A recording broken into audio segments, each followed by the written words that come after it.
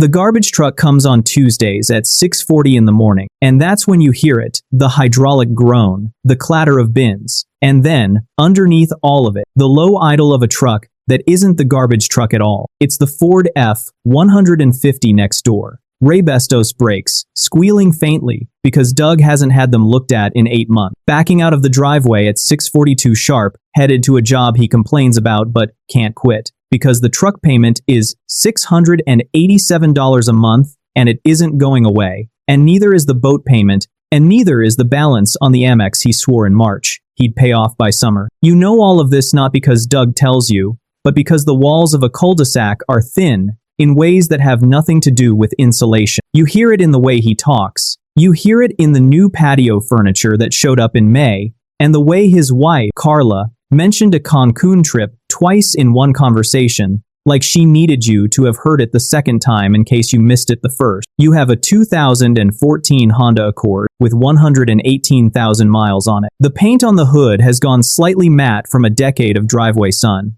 You paid it off in 2019, and never financed anything again. Your mortgage, if you can even call it that anymore, has been gone for 3 years, paid down early in $400 extra chunks you made every single month for 11 years. Chunks nobody saw you make, chunks that never once came up at a barbecue. Doug thinks you make less than he does. Everyone on Larchmont Drive thinks that, and you have never once corrected them. That's where this starts. You grew up in Modesto, California, in a house your parents rented for 19 years, because they never quite trusted bank, or maybe never quite trusted themselves, and the truth was probably both. Your father drove a delivery route for a regional bread company, up before dawn, home smelling like diesel and flour. Your mother did the books for a dentist's office, 3 towns over. You remember the specific hum of the window unit air conditioner that only worked in the living room. So in July, the whole family slept on the floor in there, all 4 of you, because the bedrooms turned into ovens by 9 at night. You were 14 the year your father's truck broke down and there was no money to fix it right. So he fixed it wrong, with a part from a salvage yard that lasted 4 months before it broke down again on the Highway 99 on-ramp. And you remember him standing there in the heat, hazards blinking, looking not angry but tired, in a way that scared you more than anger would have. That image, a man standing next to a dead truck he couldn't afford to properly fix, never left you. You didn't know the word for it then, you know it now. It's called being one repair bill away from crisis, and 40% of American households still live there. And you decided at 14, without any dramatic speech to yourself, that you would not. You didn't become obsessed with money. That's important, because this isn't a story about obsession. You became obsessed with never standing next to that truck. At 19, you were working the parts counter at an O'Reilly Auto Parts in Turlock, making $9.75 an hour, going to Modesto Junior College at night for an associate's degree in business because a 4-year university felt like a debt you couldn't justify yet. You lived with 2 roommates in a 2-bedroom apartment on Coffee Road, splitting rent 3 ways, sleeping on a mattress on the floor for the first year, because a bed frame was $140 you didn't have. Nobody thought your life looked impressive. It didn't. That's the part people leave out. The early years of quiet wealth don't look like anything. They look like a 20-year-old eating tuna out of the can, standing over the sink so he doesn't dirty a bowl. You met Ellen in 2011, at a community college statistics class you were both retaking. She was a year older, working the front desk at a Hampton Inn, saving in a way that matched yours almost exactly. Not extreme, not joyless, just deliberate. Your first date was coffee, $2.15 each, and you split the bill. And neither of you thought that was strange. Some people would have found that a red flag. You found it a relief. By 2015, you had both moved to Sacramento for better jobs. You in logistics coordination for a regional distributor, her in medical billing, and you were making $52,000 combined, which in Sacramento in 2015 was enough to live on, but not enough to feel comfortable. And you rented a 1-bedroom for $1,050 a month in a part of town nobody would call up and coming. Here is the part that matters. In 2016,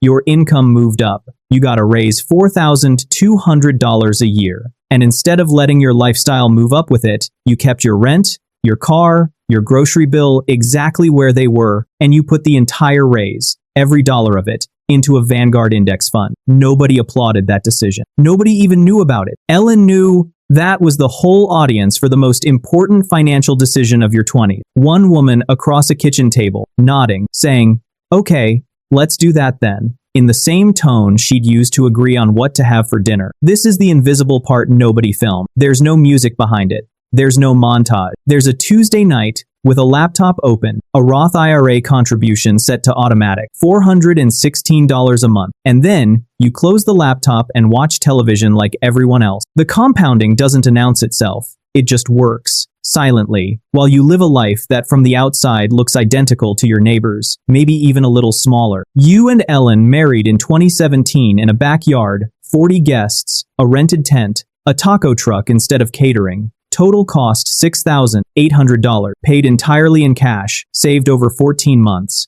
Doug and Carla, who you didn't know yet, were 3 years away from spending $34,000 on a wedding they financed, partly through a personal loan they're still paying off today, at 11.9% interest. A number Doug has never once said out loud to anyone but the bank. You bought your house in 2018. A modest 3-bedroom on Larchmont Drive. $289,000. In a neighborhood that has since filled up with people making choices that look successful and cost more than they earn. You put 20% down, $57,800 money that took 6 years to save, because you never stopped funding retirement first and treated the house savings as what was left over, not the other way around. The mortgage was a 15-year fixed at 4.1%, not the 30-year everyone told you to get for the tax benefits, a phrase that has cost more Americans more money than almost any piece of financial advice in the last 50 years. Your payment was $1,690 a month against a $220,000 loan. You added $400 extra every single month starting the first year, an amount that never changed even when it got harder. Even in 2020, when Ellen's hours got cut,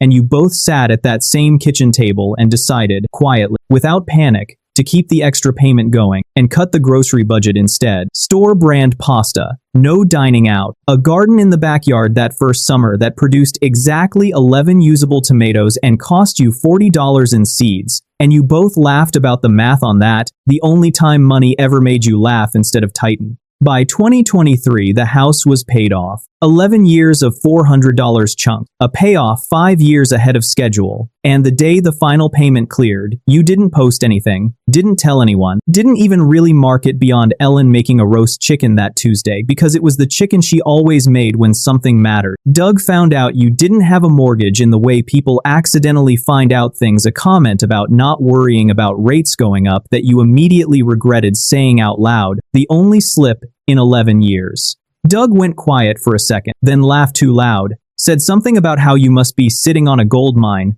and changed the subject to his boat. The boat is the part of this story that isn't about Doug being foolish. Doug isn't foolish. Doug makes $91,000 a year as a regional sales manager, more than you and Ellen combined for most of your marriage. Doug is not undisciplined in the way people assume undisciplined looks. He works hard. He shows up. He coaches his son's Little League team on Saturday and means it when he tells the kids effort matters more than the score. But Doug's version of arrival was different from yours. Doug believed, the way most of Larchmont Drive believed, that the visible proof of making it was the thing itself, the boat, the truck, the Cancun trip, the patio set with the fire pit built in. Because if the proof isn't visible, what was the work for? Nobody ever told Doug there was another option. Nobody sat him down at 19 behind an O'Reilly parts counter and let him watch what happens when a raise doesn't get spent. Your daughter Maya is 9 now. She asked you last year why you drive the old car when Doug has a nicer truck,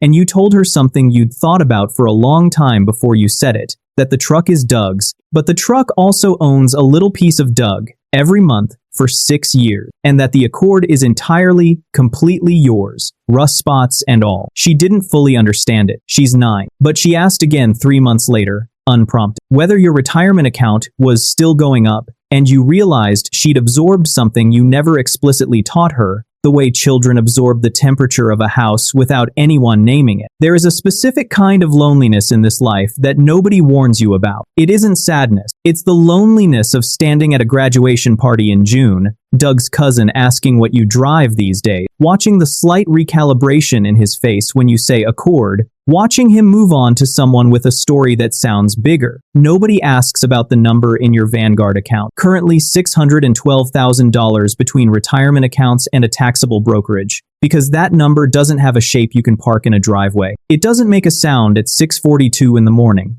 It doesn't announce itself to anyone, including, most days, you. You are 41 now. Ellen is 42. You have no debt of any kind, no mortgage, no car payment, no credit card balance carried past a single billing cycle in 14 years. Your combined income is $118,000, less than Doug and Carla's household by about $6,000, and yet you are, by any actuarial measure, roughly $340,000 further along toward a version of retirement that doesn't depend on either of you working past 60. Nobody on Larchmont Drive knows this. Carla thinks you're doing fine, but nothing special. That phrase reached you secondhand, through a mutual friend, delivered without malice, and it didn't sting the way it might have at 25. At 41, it landed like weather, something to notice, not something to argue with. Last October, Doug's transmission went.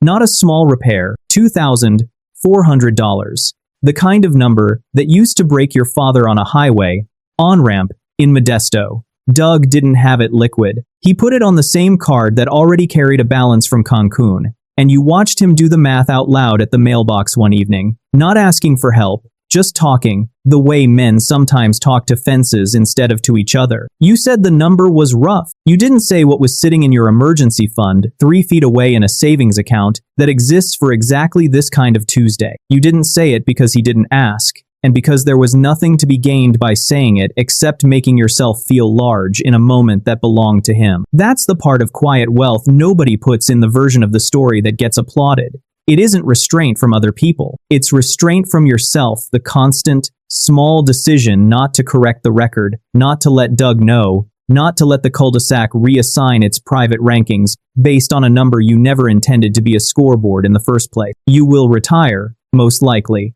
at 58. Not because of a windfall, not because of a stock that went up 10 times, because of $400 a month for 11 years, because of a raise you didn't spend in 2016, because of a decision made across a kitchen table by two people nobody was watching, in an apartment with a mattress on the floor, a decade before either of them owned anything at all. Doug will still be paying off a truck when he's 55. Neither of you will ever say any of this to each other. You'll wave at him on Tuesdays, both of you pulling out of driveways at nearly the same time, his truck loud, yours quiet, and neither sound will tell the story of what either man is actually worth. That's the whole secret, and it was never a secret at all. It was just never loud enough for anyone to hear.